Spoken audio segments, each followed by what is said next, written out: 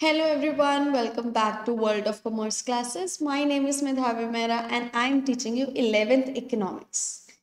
हमें पता है कि क्लासेस आए बहुत देर हो गई है, कुछ दिन निकल गए हैं, किसी प्रॉब्लम्स के कारण क्लासेस नहीं आ पा रही थी। मेरी क्लासेस यानी कंटिन्यू नहीं हो पा रही थी। हमने प्रीवियस क्लास जो अपनी लास्ट क्लास की थी वो चैप्टर नंबर 8 पे एंड करती थी। हमारा चैप्टर नंबर 8 प्रीवियस क्लास में पूरा खत्म हो गया था, ठीक है ना। अब आज इतने दिनों बाद मुझे पता है काफी लैग हो गया है, थोड़ी सी लेट चल रहे हैं, पर कोई टेंशन नहीं, ठीक है ना। हम ऑलरेडी अपने कंसेप्ट क्लियर करके चल रहे हैं, हम वैसे ही चलेंगे, अपने कंसेप्ट बिल्कुल अच्छे से क्लियर करेंगे और जल्दी जल्दी सिलेबस कंप्लीट करने की कोशिश करेंगे ताकि फिर रिवीजन के लिए काफी टाइम मिल जाए, ठीक है ना। तो आज की class after so many days, आज हमारी क्लास शुरू होने वाली है हमारे नए चैप्टर के साथ, क्योंकि हमारा chapter 8 which was concept of cost, chapter 8 में हमने पढ़ा था सारा कॉस्ट के बारे में, ठीक है ना। आज की क्लास हम शुरू करने वाले हैं अपना chapter number 9 which is concept of revenue, ठीक है। आज हम concept of revenue chapter number 9 start करने लगे हैं, बिल्कुल नया टॉपिक समझने लगे हैं, थोड़ा सा पुराना रिलेट करते हुए चलेंगे, ठीक है। तो मैं चाहती हूँ कि आप वैसे ही पुराने की तरफ बिल्कुल अच्छे से एकदम समझते हुए सारे कंसेप्ट क्लियर करते हुए ये चैप्टर भी समझे, ठीक है। तो चलिए शुरू करते हैं आज की क्लास।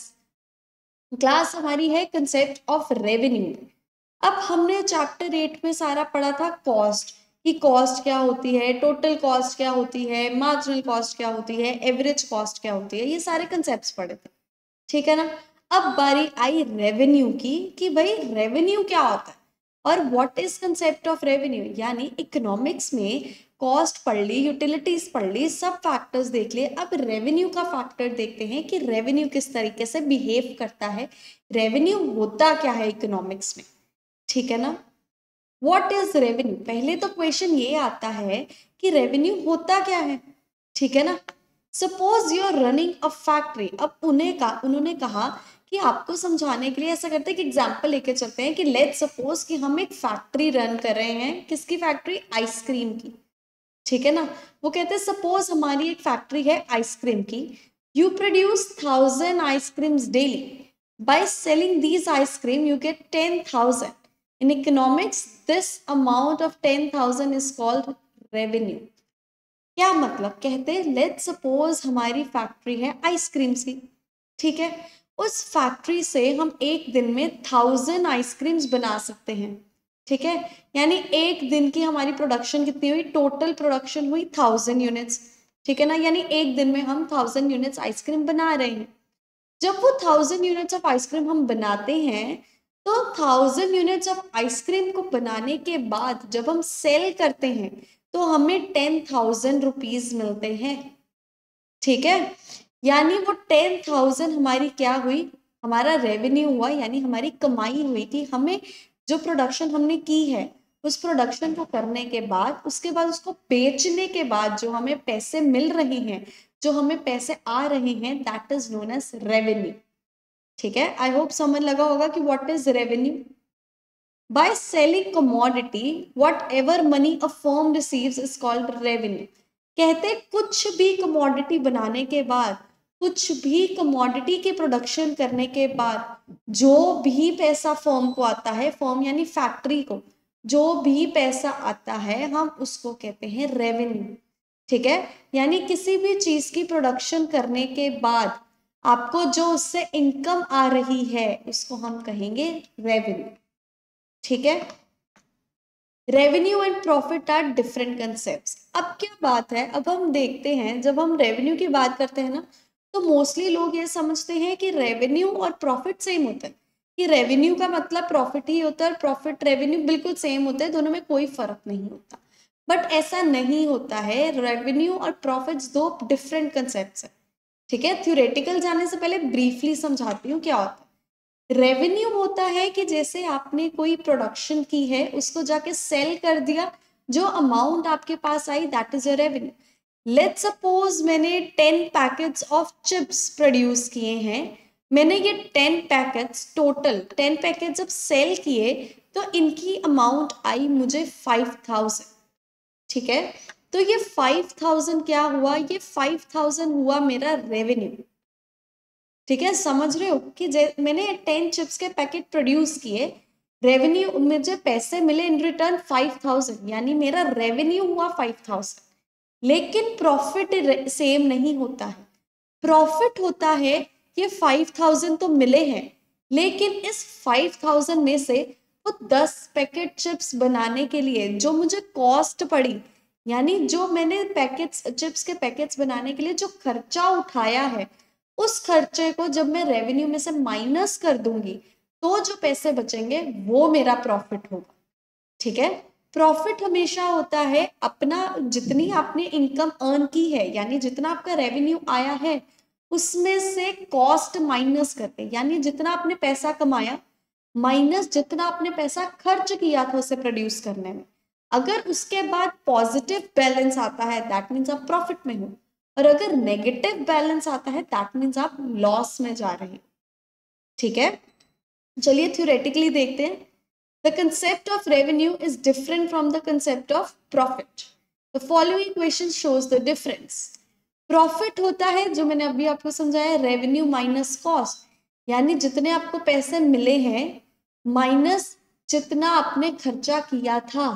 ठीक है, उसको हम कहते हैं प्रॉफिट। क्लियर? रेवेन्यू क्या होती है? रेवेन्यू होता है कॉस्ट प्लस प्रॉफिट, यानी टोटल, टोटल कितनी इनकम आपको आई है दैट इज रेवेन्यू। ठीक है, रेवेन्यू मीन्स टोटल आपको कितने पैसे आए हैं दैट इज रेवेन्यू।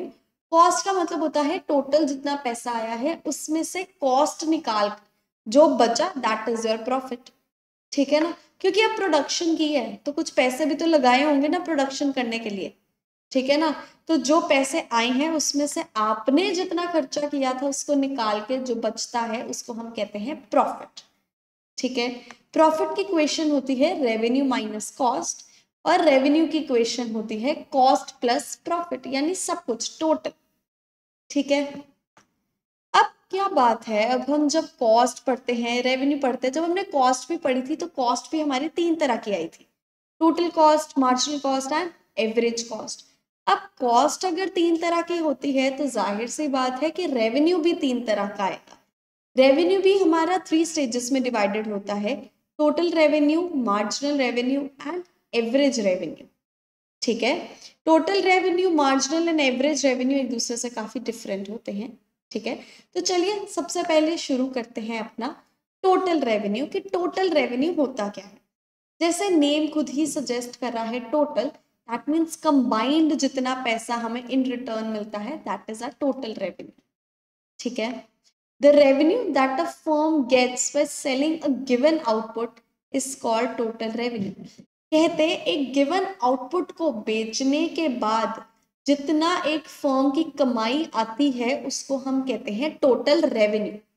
ठीक है, if 100 ice cream slabs are sold at the rate of 100 per slab, total revenue of the firm will be, कहते फॉर एग्जाम्पल 100 आइसक्रीम स्लैब्स यानी 100 आइसक्रीम्स बेच रहे हो। ठीक है, और हर आइसक्रीम की कॉस्ट 100 रुपीज है, तो बताओ टोटल रेवेन्यू कैसे आएगा। टोटल रेवेन्यू हमारा आएगा 100 मल्टीप्लाइड बाय 100। ठीक है, दैट विल बी 10,000। समझ लगी? टोटल रेवेन्यू का मतलब होता है जितने यूनिट्स बेचने जा रहे हो मल्टीप्लाइड बाय पर यूनिट की कॉस्ट कितनी है। ठीक है, यानी आपने जितने यूनिट्स बेचे हैं multiplied by per unit cost क्या आता है, उससे हमारा टोटल रेवेन्यू यानी टोटल हमारी कमाई कितनी होगी या कितनी हो रही है।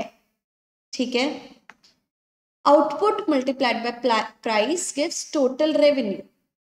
Here TR is total revenue, P is price of unit per commodity and Q is total output. ठीक है ना, ये तो सबसे इजी कंसेप्ट था, ये तो सबसे इजी होता है समझने में कि टोटल रेवेन्यू क्या होता है।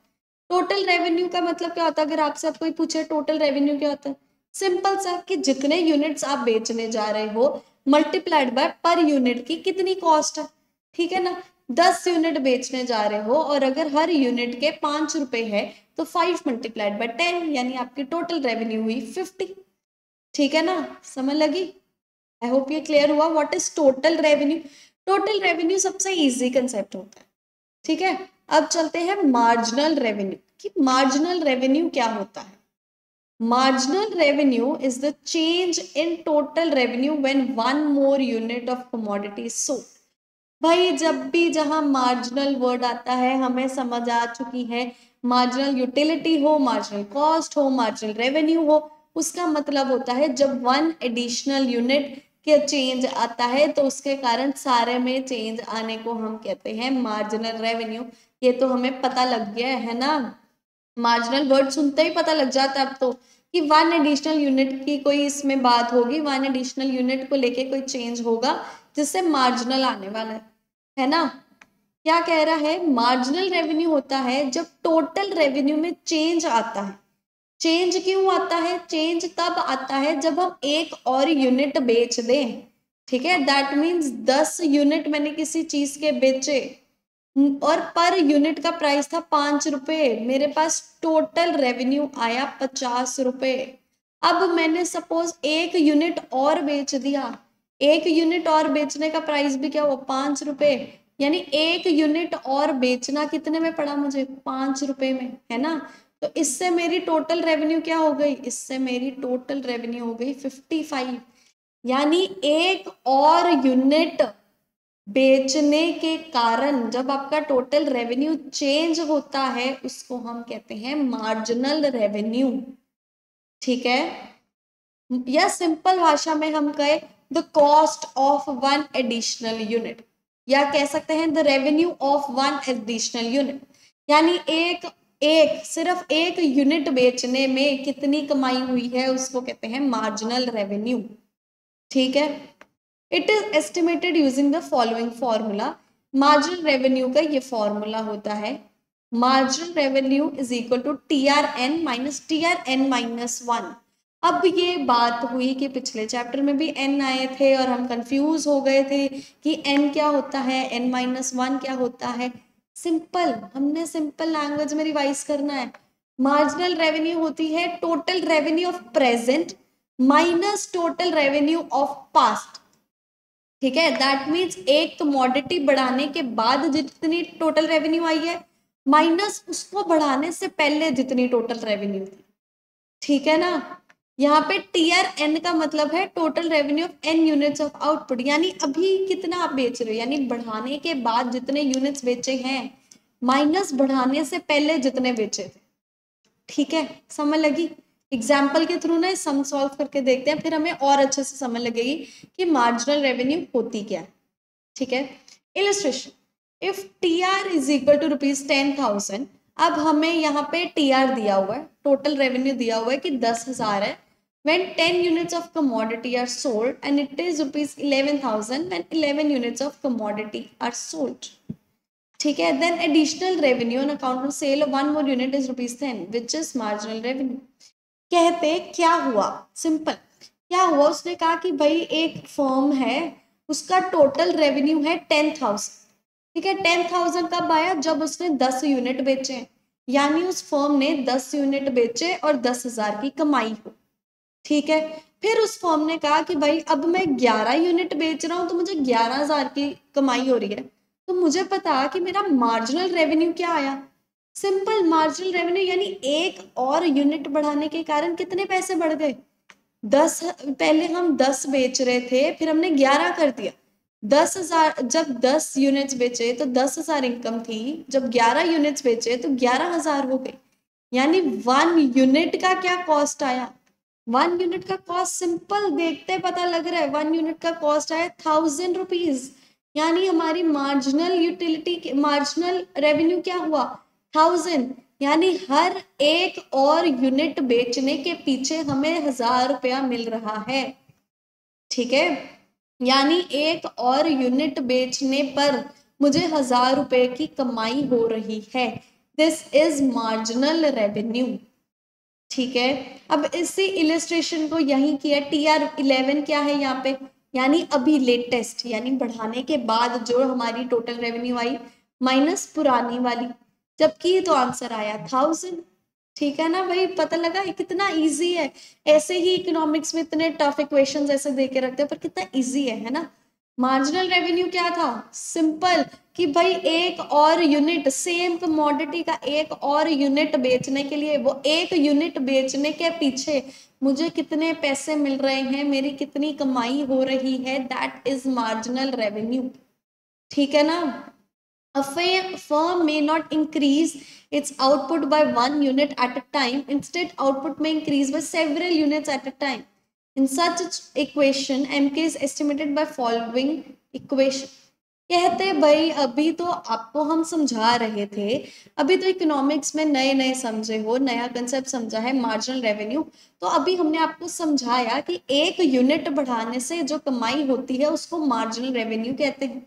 अब आप मुझे बताओ कि क्या कोई ऐसी फर्म होगी जो सिर्फ एक ही यूनिट बढ़ाएगी? ऐसा नहीं होगा। जो भी इंक्रीज करेंगे अपने आउटपुट्स में वो बहुत ज्यादा हाई लेवल पे करेंगे, ठीक है ना, अपनी क्वांटिटी थोड़ी ज्यादा रखेंगे। एक यूनिट की कौन प्रोडक्शन करेगा एक्स्ट्रा, ठीक है ना। जब क्वांटिटी हाई हो जाए यानी क्वांटिटी आपकी बढ़ जाए, जब ज्यादा क्वांटिटी की आप निकालना चाहते हो मार्जिनल रेवेन्यू, तो उसका फॉर्मूला होता है ये। क्या फॉर्मूला होता है? मार्जिनल रेवेन्यू का उस टाइम पे फॉर्मूला होता है change in TR upon change in Q. That means आपके टोटल रेवेन्यू में कितना चेंज आया है डिवाइडेड बाय आपने आपने जितनी क्वांटिटी बेची है उसमें कितना चेंज आया। ठीक है। अब कहोगे कि मैम अभी तो कहा था इजी है, अब ये फिर फॉर्मूला आ गया है, टफ लग रहा है। बिल्कुल टफ नहीं है, बहुत इजी है, एक सम के साथ समझाती हूँ, ऐसे समझ आ जाएगा। ठीक है ना। TR of 10 units is 1000। कहते पहले 10 यूनिट बेचे तो 1000 रुपए की कमाई हुई। ठीक है। फिर TR ऑफ 15 यूनिट्स इज 1500। कहते फिर उसने 15 यूनिट्स बेचे तो 1500 की कमाई हुई। ठीक है ना। अब देखो उसने कितने यूनिट्स चेंज किए, पहले तो बात हमें साफ पता लग रहा है कि उसने 5 यूनिट्स इंक्रीज किए हैं। ठीक है। 5 यूनिट्स इंक्रीज किए हैं तो 5 यूनिट्स की कॉस्ट क्या आई? 5 यूनिट्स इंक्रीज करने पे 500 रुपया ज्यादा कमाना शुरू हो गया वो। ठीक है ना। ये तो 5 यूनिट्स की आई है ना।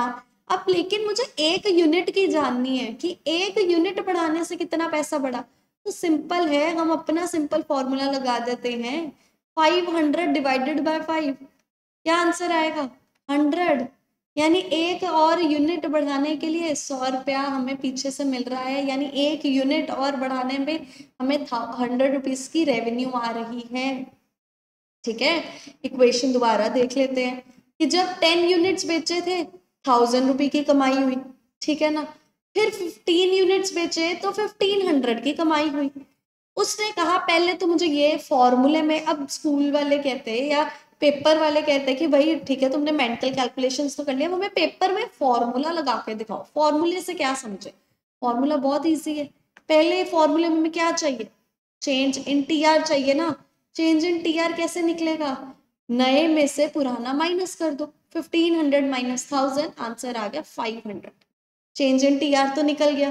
ठीक है ना। अब क्या चाहिए? अब चाहिए हमें change in Q. Change in Q कैसे निकलता है? चेंज इन क्यू मतलब नई क्वांटिटी माइनस पुरानी quantity. 15 minus 10, answer is 5। Change in Q भी लग गया। अब सिंपल फॉर्मूले में पुट कर दो। Change in T R upon change in Q formula होता है 500 अपॉन 5, हमने डिवाइड किया, आंसर आया 100। यानी हर एक एक यूनिट बढ़ाने के पीछे 100 रुपीज का रेवेन्यू आ रहा है। ठीक है। Since MR is additional revenue on the sale of additional unit of output, sum total of MR corresponding to each unit of output is equal to TR. Thus, 5 units of output are produced, MR1, MR2, 3, 4, 5 and so on to TR. अब ये क्या है? ये same formula है जैसे हमने आज तक किया है, सिंपल। कहते भाई अच्छा आपने जब MR निकालनी थी तो TR को डिवाइड किया क्वांटिटी से तो MR आ गया। ठीक है ना। कहते हैं फॉर एग्जाम्पल सोचो TR निकालनी हो MR की मदद से, कैसे निकालोगे? भाई बहुत सिंपल होता है, सिंपल लॉजिक। जितने भी MR है यानी आपको ये तो पता लग रहा है कि मार्जिनल रेवेन्यू कितना आ रहा है, सारे मार्जिनल रेवेन्यू को प्लस कर दो। सबको प्लस करने के बाद आपका सिंपल टोटल रेवेन्यू आ जाएगा। ठीक है ना। क्योंकि टोटल रेवेन्यू होता क्या है? टोटल रेवेन्यू हमारा होता ही समेशन ऑफ MR है। यानी जितने मार्जिनल रेवेन्यू है सबको प्लस कर दो, हमारे पास क्या आ जाएगा, टोटल रेवेन्यू आ जाएगा। ठीक है, आई होप समझ लगा ना, इजी है। टोटल रेवेन्यू भी कितना इजी है, मार्जिनल रेवेन्यू भी उतना ही इजी है, बहुत सिंपल कंसेप्ट है। बस फॉर्मूले कईयों को टफ लगते हैं, पर इसका तो फॉर्मूला भी कितना इजी है, change in T R upon change in Q, simple हमारा एम आर आ जाएगा। ठीक है ना। अब हमने टोटल रेवेन्यू पढ़ ली, मार्जिनल रेवेन्यू पढ़ ली, अब बारी आई एवरेज रेवेन्यू की, कि एवरेज रेवेन्यू होता क्या है। ठीक है ना, average revenue refers to revenue per unit of output. Average revenue होता है पर यूनिट ऑफ आउटपुट के से कितना रेवेन्यू आ रहा है, इसको हम कहते हैं average revenue. Now the question arises, ma'am marginal revenue में भी तो यही ऐसा ही कंसेप्ट है, एवरेज में भी तो ऐसा ही कंसेप्ट है, पर दोनों में फर्क क्या है, कैसे पता लगेगा। द पॉइंट इज एमआर का जब हम फॉर्मूला लगाते हैं वो change in T R upon change in Q, यानी वो एक एडिशनल यूनिट का फर्क बताता है। ठीक है ना, वो ये बताता है कि एक एडिशनल यूनिट बढ़ाने से क्या फर्क पड़ेगा। ठीक है, और एवरेज रेवेन्यू उससे मिलता जुलता ही होता है। एवरेज रेवेन्यू बताता है कि हर यूनिट का आपको कितना खर्च पैसे मिल रहे हैं। ठीक है ना, कि हर यूनिट बेचने पे आपको कितना पैसे मिल रहे हैं। ठीक है, फर्क पता लगा। मार्जिनल रेवेन्यू बताता है कि एक एक्स्ट्रा यूनिट बढ़ाने पे क्या मिलेगा। एवरेज रेवेन्यू आपको हर यूनिट का रेवेन्यू बताता है। ठीक है, अब मार्जिनल रेवेन्यू का फॉर्मूला होता है change in T R upon change in Q, यानी दोनों में जमीन आसमान का फर्क है, ए आर और एम आर में। एम आर और ए आर के फॉर्मूले में सबसे मेजर फर्क क्या है, एम आर में हमें टी आर और क्यू का चेंज चाहिए। ठीक है, ये भूलना नहीं। एम आर का फॉर्मूला होता है change in T R upon change in Q. ठीक है, ए आर सिंपल होता है, average revenue simple. Average revenue का फॉर्मूला होता है T R upon Q, simple formula, इसमें कोई चेंज नहीं आता, इसमें डायरेक्ट टोटल रेवेन्यू क्वांटिटी से डिवाइड होगा। ठीक है, here AR refers to the average revenue, TR refers to total revenue and Q refers to the quantity और output sold। ठीक है, चलिए एक सम देखते हैं और समझते हैं एवरेज रेवेन्यू को भी। एवरेज रेवेन्यू भी बहुत इजी है, मैं सच्ची कह रही हूँ, चैप्टर बहुत इजी है। टोटल रेवेन्यू हमने इजीली कर लिया, एमआर का हमें फॉर्मूला इजीली पता लग गया, और एआर जब हमने देखा तो एआर तो एमआर से भी इजी है, simple T R upon Q, ना कोई चेंज निकालना है ना कोई कुछ करना है, टी आर को सिंपल क्वांटिटी से डिवाइड कर दो, क्या आ जाएगा, एवरेज रेवेन्यू। ठीक है ना, चलिए सम करते हैं। If T R is ₹1000 and Q is ₹100, कहते हैं अब टी आर है ₹1000 एंड क्वांटिटी आपको दी है 100, तो मुझे ए आर निकाल के दो। कैसे निकलेगा, 1000 डिवाइडेड बाय 100, आंसर आया 10, यानी हर यूनिट का रेवेन्यू हमें मिल रहा है 10 रुपए।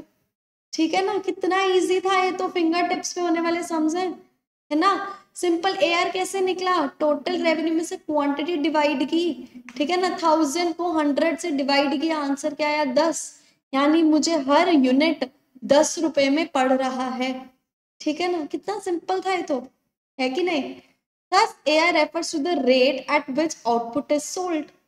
व्हाट इज रेट, कहते हैं अब सिंपल भाषा में, अगर ए आर कहियो को एवरेज रेवेन्यू, ऐसे बोलने में कंफ्यूजिंग लगता है भाई एवरेज रेवेन्यू, सिंपल भाषा में एवरेज रेवेन्यू भी कंफ्यूजिंग लगता है, तो सिंपली कैसे याद करना है, एवरेज रेवेन्यू का मतलब होता है किस प्राइस में आप वो चीज बेच रहे हो, उस चीज का रेट क्या मिल रहा है आपको, समझ लगी। रेट क्या होता है, एमआरपी, जिसपे बेच रहे हो चीज।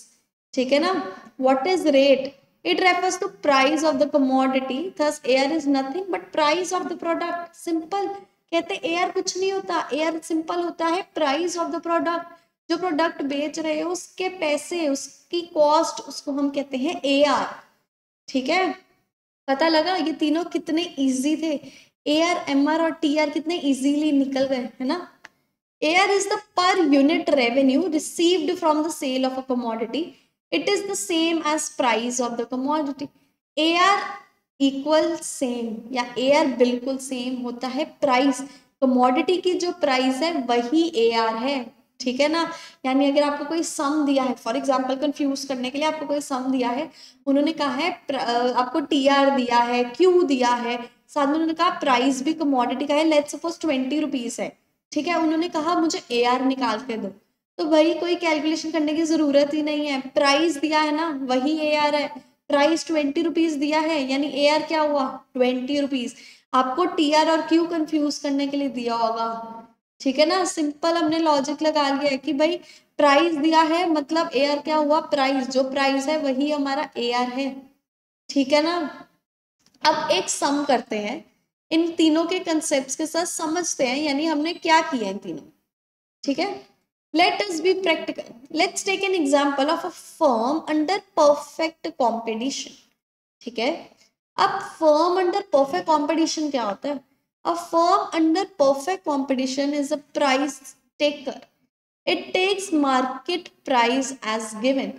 परफेक्ट कंपटीशन का मतलब अगर कोई फर्म परफेक्ट कंपटीशन में है दैट मीन्स आपको वो फर्म जो होती है वो प्राइस टेकर होती है, दैट मीन्स उसको अपने प्राइसेस कंज्यूमर्स के अकॉर्डिंग रखने पड़ते हैं, वो अपनी मन मर्जी से प्राइसेस नहीं रख सकती है, ठीक है ना, क्योंकि उसके बहुत सारे कॉम्पिटिशन्स मार्केट में अवेलेबल होते हैं।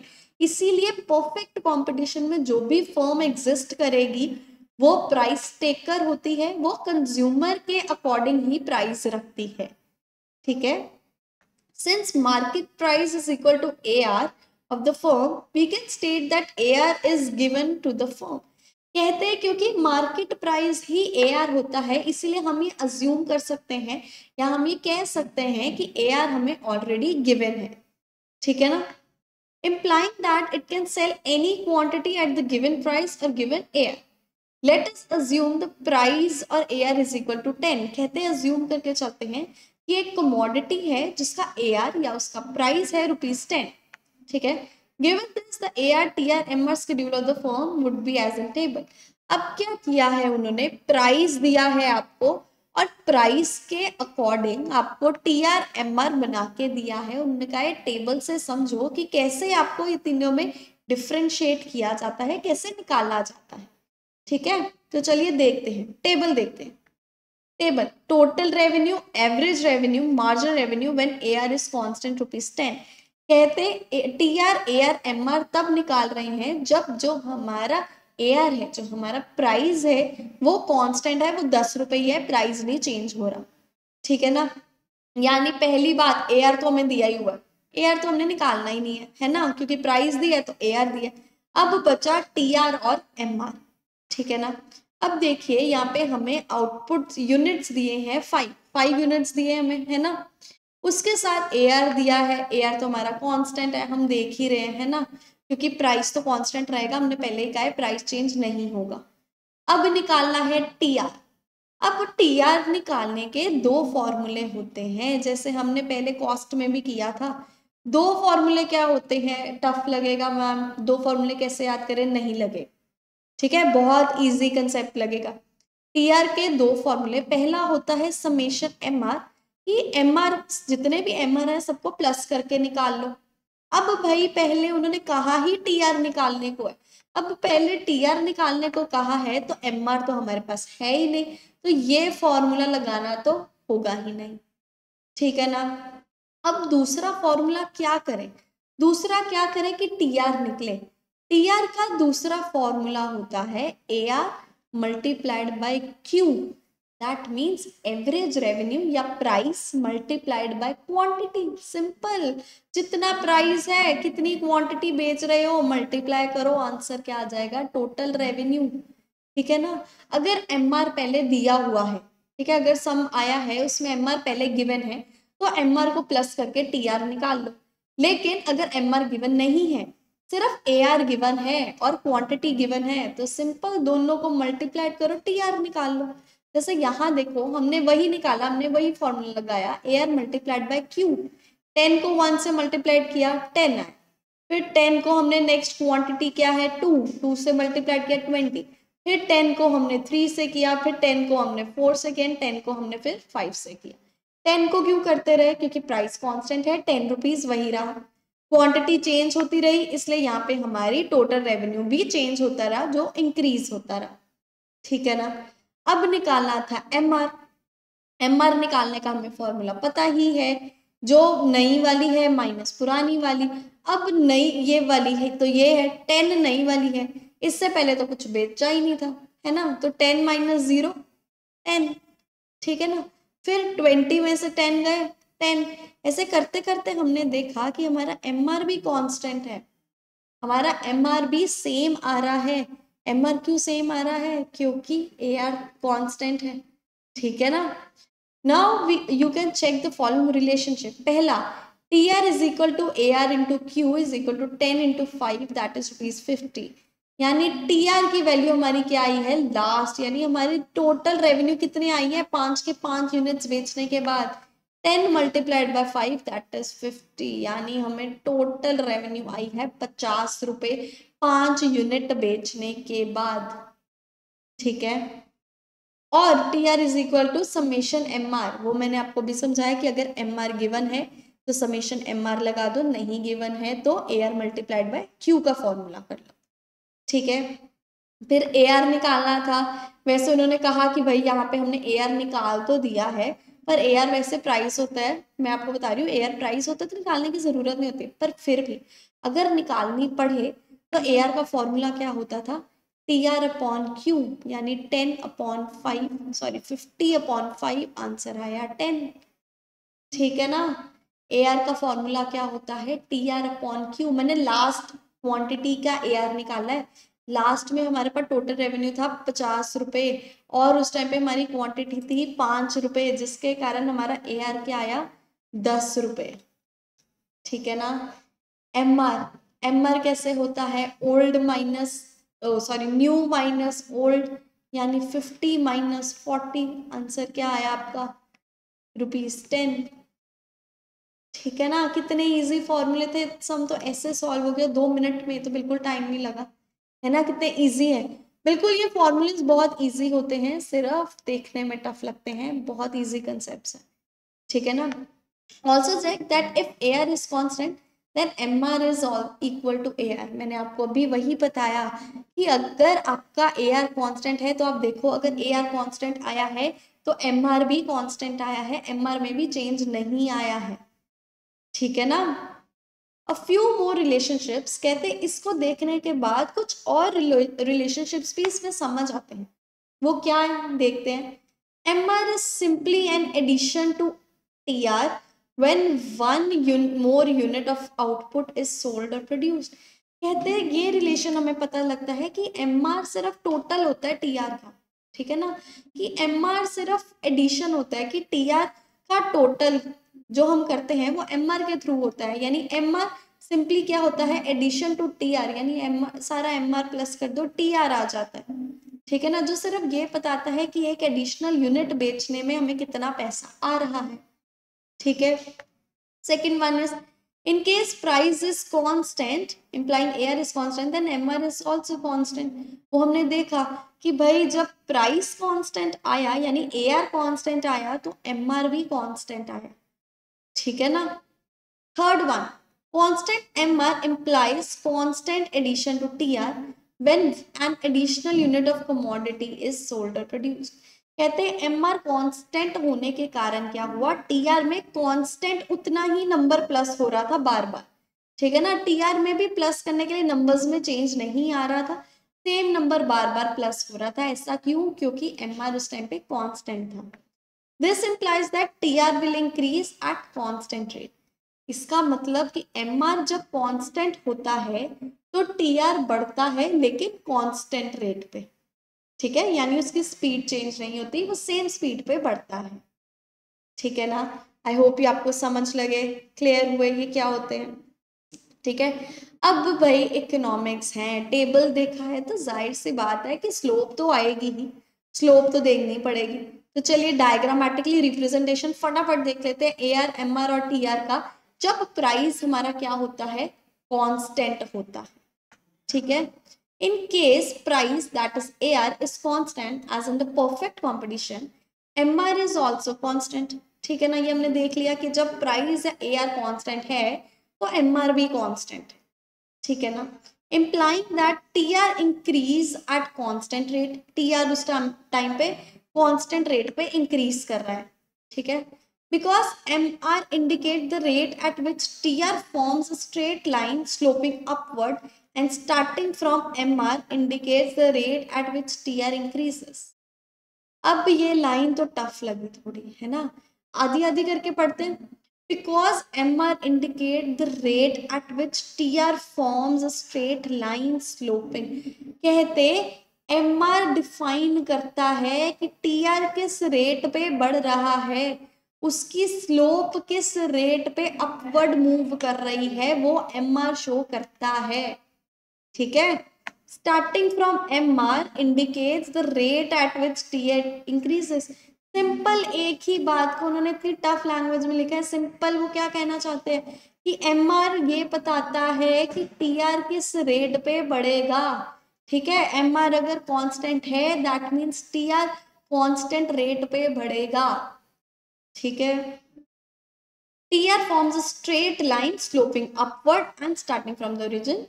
T are straight line slope करता है, अपवर्ड स्लोपिंग होता है क्योंकि बढ़ता रहता है, और ओरिजिन से स्टार्ट होता है। ओरिजिन से क्यों स्टार्ट होता है, क्योंकि टी आर एक टाइम पे जीरो भी होता है, ठीक है। जब कुछ सेल ही नहीं कर रहे हो तो रेवेन्यू कुछ होगा ही नहीं, यानी टी आर क्या होगा, जीरो। इसीलिए टी आर जीरो से शुरू होता है, अपवर्ड मूविंग होता है और स्ट्रेट लाइन में होता है। स्ट्रेट लाइन में क्यों होता है, क्योंकि एम आर उस टाइम पे कांस्टेंट होती है, ठीक है। Figure shows that if output is OL, TR is equal to OS. इसको पढ़ने के बजाय हम यहाँ से देखते हैं, कहते हैं TR when price is constant. TR कैसे मूव करती है जब प्राइस कांस्टेंट हो। देखो, जब प्राइस कांस्टेंट है, रेवेन्यू कांस्टेंट है, प्राइस कांस्टेंट है, तो TR स्ट्रेट लाइन में मूव कर रही है, अपवर्ड स्लोपिंग है, ठीक है। हमें पता लग गया है ओरिजिन से इसीलिए स्टार्ट होती है क्योंकि एक टाइम पे TR जीरो होता है। अपवर्ड मूविंग इसीलिए है क्योंकि टी आर कॉन्टिन्यूसली बढ़ती है। ऊपर स्ट्रेट लाइन क्यों है, स्ट्रेट लाइन इसीलिए है क्योंकि एम आर कॉन्स्टेंट है, ठीक है ना। दूसरी डायग्राम में वो कहना चाहते हैं T R can be estimated as the multiple of A R and output. It can be estimated as the total area under M R curve. यानी टी आर क्या काउंट हो सकते हैं, टी आर मीन्स टोटल जितना भी हमारा area आता है एम आर कर्व के अंदर, उसको हम कहते हैं टी आर, ठीक है ना। अब ये estimation of T R through M R when price is constant, कहते हैं ये तो हमने टी आर निकाला जब प्राइस कांस्टेंट था, अब टी आर निकालते हैं एम आर के थ्रू जब प्राइस कांस्टेंट है, ठीक है। प्राइस तो देखो भाई कांस्टेंट है, ठीक है ना, प्राइस तो यहाँ भी कांस्टेंट था, एस पे प्राइस कांस्टेंट था। अब टी आर निकालना है एम आर के थ्रू, ठीक है ना। टी आर एम आर के थ्रू आप देखो आउटपुट क्या हो रहा है, आउटपुट चेंज हो रहा है, आउटपुट ओ से एल हो गया, प्राइस कांस्टेंट रहा, ठीक है ना। अब ये फिगर क्या एक्सप्लेन करना चाहती है, फिगर क्या कहना चाहती है, देखते हैं। Figure is drawn on the assumption that price is constant for a firm, implying that AR is equal to MR is equal to OP in figure if output OL. कहते वो ये फिगर दोनों ये डिफाइन कर रही है कि M R A R के इक्वल है और ए आर ओपी के इक्वल है। ओपी मीन्स दिस लाइन, दोनों केस में ये वाली लाइन, ठीक है ना। वो क्या शो कर रहा है, ओपी शो कर रहा है ये वाली लाइन, दैट मीन्स प्राइस भी क्या है, कांस्टेंट, ठीक है। टी आर कैसे निकलता है हमारा, टी आर हमारा निकाला उसने OL multiplied by OP. OL means output multiplied by OP multiplied by price, यानी कितने यूनिट्स ऑफ आउटपुट बेचे हैं मल्टीप्लाइड बाय कितने आपका प्राइस था। जब निकाला तो हमारा ये जो एरिया आया ना सारा, this is our total revenue, कि हमारे पास टोटल कितने पैसे आए हैं इतने यूनिट्स बेचने के बाद, ठीक है। आई होप अब आपको समझ लगी। अब दोनों डायग्राम्स में फर्क पता लगा होगा।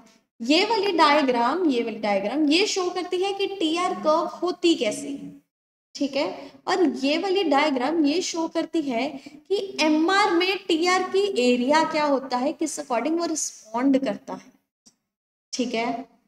आई होप ये समझ लगी होगी, ये दोनों डायग्राम्स क्लियर हुई होगी, ठीक है ना।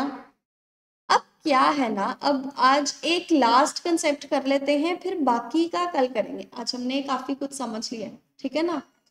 व्हाट हैपन्स, अब हमने पढ़ा है जब एयर कांस्टेंट होता है, ठीक है ना। अब the question arises, what happens if air is not constant, कि क्या होगा अगर एयर कांस्टेंट ना हो तो, यानी अगर प्राइस कांस्टेंट ना हो तो क्या होगा। In a situation when price of AR tends to decrease and output increases, we will have a table like the following. कहते अगर ऐसी सिचुएशन आई जिसमें आउटपुट बढ़ने के साथ हमारा AR या प्राइस डिक्रीज हो रहा है तो कैसा रिस्पॉन्ड होगा, वो इस टेबल के थ्रू समझते। ठीक है, पहले तो हमें सिंपल क्वांटिटी दी हुई है, यूनिट्स दिए हुए हैं, ठीक है, प्राइस दिया है। अब प्राइस देखिए ध्यान से, प्राइस अब कांस्टेंट नहीं है, चेंज हो रहा है। प्राइस पहले 10 रुपीज था, फिर 9.5 हुआ, फिर 9 हुआ, फिर 8.5, ठीक है। टोटल रेवेन्यू तो एज यूजुअल हमारा इंक्रीज कर रहा है, ठीक है, टोटल रेवेन्यू निकाल लिया, इंक्रीज कर, लेकिन एमआर भी ध्यान से देखिए, एमआर इस टाइम पे क्या हो रहा है, एमआर हमारा डिक्रीज कर रहा है। यहाँ पे एआर डिक्रीज कर रहा है तो यहाँ पे एमआर डिक्रीज कर रहा है, ठीक है ना। यानी अगर ए आर कॉन्स्टेंट है तो एम आर कॉन्स्टेंट है। अगर ए आर प्राइस डिक्रीज कर रहा है तो मार्जिनल रेवेन्यू, यानी एक और आइटम बेचने के बाद कम पैसे मिलेंगे जितने आपने प्रीवियसली बेचे थे, ठीक है ना। यानी मार्जिनल रेवेन्यू आपका गिरता जाएगा, ठीक है। Relationships, in case A R is declining M R is also declining, कहते हैं जब ए आर डिक्लाइन हो रहा है तो एम आर भी डिक्लाइन हो रहा है, ठीक है ना। when AR is declining by 0.5, MR is declining by ₹1, कहते हैं जब AR में सिर्फ 0.1 का फर्क आ रहा है, 0.5 का सॉरी फर्क आ रहा है, यानी सिर्फ हाफ का फर्क आ रहा है, MR पूरे ₹1 से डिक्लाइन कर रहा है, ठीक है ना।